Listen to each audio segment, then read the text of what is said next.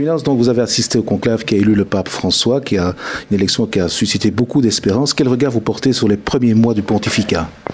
On est déjà 10 mois, donc je trouve qu'il y a une espérance qui est toujours aussi vive et un intérêt que je sens croissant.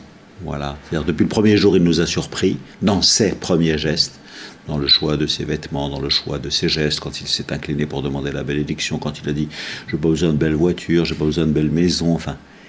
Et cet étonnement continue. Donc le jeudi saint, il lave les pieds des prisonniers, des personnes détenues.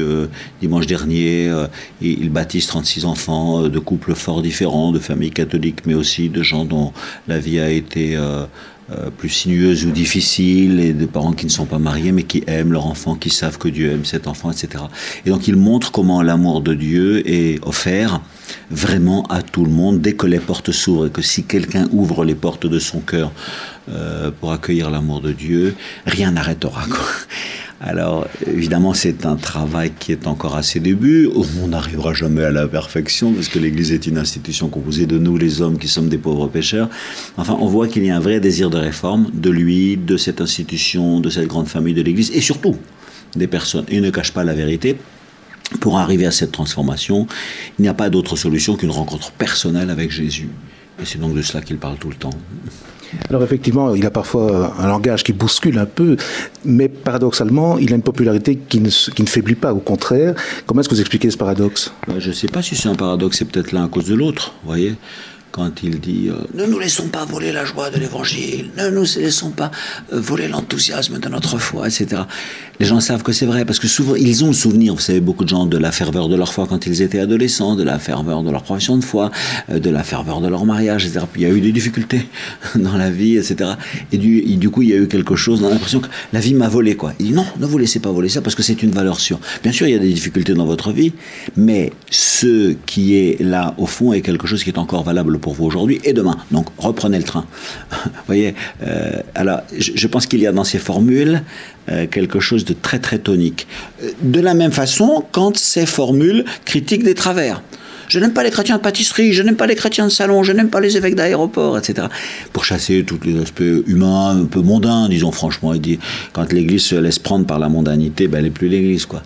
Or, c'est un bon réveil, parce que finalement, ça s'est introduit comme ça, par une porte de côté, sans même qu'on s'en rende compte.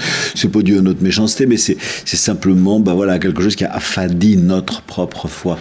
Et du coup, quand il claironne cela avec des formules choc, je pense que ça nous fait du bien, ça nous bouscule. Je ne crois pas que ce soit paradoxal. C'est peut-être à cause de la vigueur de ces formules que sa popularité augmente. C'est pas d'ailleurs sa popularité qui m'intéresse, ni qui l'intéresse. C'est à cause de la vigueur de ces formules que beaucoup de gens lèvent les yeux et reprennent espoir. Voilà. Ça veut dire qu'il y a, pour vous, dans notre société qui s'est sécularisée, vraiment un renouveau d'espoir pour l'Église et pour retrouver cet évangile que beaucoup ont perdu? Alors oui et non, ça je crois que c'est toujours vrai. Vous voyez, beaucoup de contacts avec des pays musulmans ou la majorité musulmane comme en Iran par exemple, et je vois qu'en Iran il y a en fait un très très grand intérêt pour Jésus, pour le Christ et pour l'Évangile. Ça c'est pas dû au pape François. Donc en fait, quand quelqu'un ouvre les yeux sur l'Évangile, le problème souvent des Occidentaux, c'est qu'ils croient qu'ils connaissent. Là, ils connaissent l'Église, etc. En fait, ils connaissent rien. Et donc, quand tout d'un coup, ils lisent l'Évangile et qu'ils le voient de près et que quelqu'un le leur montre, ils disent « Ah, mais c'est fabuleux, on m'avait jamais dit ça ou je ne l'avais pas vu. » C'est pas tout à fait vrai, d'ailleurs, souvent on leur avait dit, mais ils avaient fait la sourde oreille ou ils n'avaient pas voulu l'entendre ou quelque chose comme ça. Et donc, je crois qu'à toute époque, vous voyez, il faut qu'il ait trouvé simplement quelqu'un qui soit capable d'ouvrir les portes. Parce que des fois, on s'est un peu emmuré ou barricadé dans ses propres certitudes ou ses propres refus, et ça n'a pas augmenté beaucoup la joie. Vous voyez, et les gens, comment vous dire, font circuler leur tristesse à l'intérieur d'eux-mêmes. Et quand quelqu'un ouvre la porte et apporte un grand souffle, ben les gens disent ils en sont tout étonnés. Donc c'est vrai aujourd'hui, et vous avez raison, c'est vrai. Mais à mon avis, c'est vrai pour tous les temps. Alors justement, aujourd'hui, on voit quand même un certain nombre de lois qui sont prises. En France, on parle beaucoup de la loi sur l'euthanasie, que nous, on connaît déjà depuis 10 ans. On va l'étendre aux mineurs. Il y a les lois sur l'avortement, on voit le rejet des migrants, on voit parfois aussi une société précarisée où le chacun pour soi l'emporte un peu. Est-ce que pour vous, il n'y a pas un risque d'arriver à une société sans âme? Ben, c'est toujours un risque, si vous voulez, quand l'argent ou le confort compte plus que les personnes.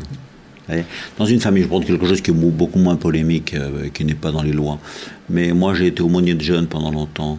Et quand des adolescents venaient et pleuraient, en me disant, mon père, il rentre du boulot, il me dit même pas bonjour, il prend sa douche, il prend une bière, il s'installe devant la télévision, il me demande rien, il me parle pas, il me parle pas de ma classe ni de mes copains. Donc, on comprend un papa fatigué, tout le monde le comprend. Et puis, voilà, il a envie d'un peu de repos, on le comprend. Mais ses enfants sont plus importants que la télé, quand même. Donc, c'est une pente qui est presque normale et compréhensible, donc je ne juge personne. En même temps, il faut quand même lutter contre. Vous voyez, donc je vous dirais la même chose. Alors l'Église, elle dit, bah attendez, la vie très très très fragile de quelqu'un qui est très abîmé, c'est une vie humaine comme la tienne. Alors toi, tu as une vie très performante, ben c'est bien. Ou une vie en pleine santé, c'est très bien. Mais il y en a qui ont une vie en mauvaise santé, mais leur vie, c'est leur vie. Donc la vie, c'est quand même... Donc on ne défend pas la vie à son commencement dans l'avortement, ou on ne défend pas la vie des sans-abri qui sont expulsés de leur pays, qui n'ont pas de sous, on ne défend pas la vie des personnes âgées, on défend la vie, point final, quoi. Un point, c'est tout, la vie, puis voilà. Parce que c'est un don de Dieu, que c'est Dieu qui est le créateur. Alors, à l'intérieur de ces vies, c'est vrai qu'il y a des conditions qui sont très, très, très différentes. Et il y a des choses qui sont indignes. Donc, il faut se rebeller contre. En disant, mais attendez, les gens, ils ont tous droit à la vie, puis après à la santé, puis après à la nourriture, puis après aux vêtements, enfin, ou à l'éducation. Enfin, il y a des espèces de droits fondamentaux. Vous voyez, de la liberté, des vêtements, de la nourriture, de la maison, enfin, etc. Et voilà, ce sont ces choses-là fondamentales qu'on remet un peu à l'endroit, plutôt que de dire débarrassons-nous des gens qui nous gênent ou des gens qui nous coûtent. Ouais, là, il y a quand même quelque chose qui est une parole saine, claire et forte, et qui va se battre tous azimuts, d'ailleurs. Vous voyez, parce que quand dans des pays comme la Belgique ou la France, on se bat pour accueillir les sans domicile fixe, les sans-abri, les demandeurs d'asile, alors là, on dit oui, mais alors vous êtes pour le fait que tous les immigrés envahissent dans une politique de gauche. Non, on n'est pas pour une politique, on est pour des gens. Voilà. Justement, hier, vous avez participé à la Marche pour la vie. C'était une première. C'est aussi dans ce but de défendre la vie à tout crin. Alors, c'est une première pour moi. C'est la première fois que j'y participais. D'abord parce que mon calendrier le permet. Ce dimanche-là, en général, c'est pas possible pour moi parce que j'ai la prière écuménique, qui est un grand moment très important pour tous les évêques en France. Mais là, cette année, c'était décidé que je ne pouvais pas y participer, précisément parce que je venais en Belgique et j'avais rendez-vous des dimanches soirs à Bruxelles. Et je me suis dit, bah tiens, c'est très bien, c'est vraiment l'occasion de faire un crochet par Paris, parce que je soutenais cette marche sans avoir pu y participer. Mais cette année, il y avait une raison supplémentaire, c'est que je trouve qu'en France, là, on vient de vivre un décrochement très grave. Dans la loi qui existait avant, on disait ça doit être un événement d'exception, ça doit être pour des grandes détresses, parce qu'objectivement c'est un mal, car le Code civil dans la République française dit la République s'engage à défendre toute vie humaine dès son commencement. Or bien sûr, ma vie elle a commencé dans le sein de ma mère avant ma naissance, donc supprimer une vie avant la naissance, c'est vraiment le contraire même de ce que la République prétend être décidé à faire. Et là, c'est un changement. On a dit, toute personne a droit sur son corps. Je ne crois pas qu'on ait droit sur son corps. On ne peut pas dire à quelqu'un, tu as le droit de te couper une main, on n'a pas le droit de se mutiler. Je ne crois pas qu'on puisse dire à quelqu'un, tu as bien le droit de te suicider, tu fais ce que tu veux. Non, on ne peut pas dire à quelqu'un, cette vie qu'elle a naissante en toi, tu peux la supprimer. Non, je pense que ça, c'est quelque chose de grave. Et donc, c'est une aggravation considérable de ce qui se vivait actuellement en France. Et donc j'étais content. J'étais d'autant plus content que 2-3 jours avant, le pape François a dit c'est bien de participer à cette manifestation. Or, il ne faut pas croire que c'est un mouvement inéluctable, puisque précisément dans les pays d'Europe, l'Espagne vient de dire ben non, on est allé trop loin, on fait machine arrière. On a été élu sur ce programme aussi. Donc, alors, l'Europe crie en disant quoi, c'est une régression, etc. Non, c'est objectivement un progrès.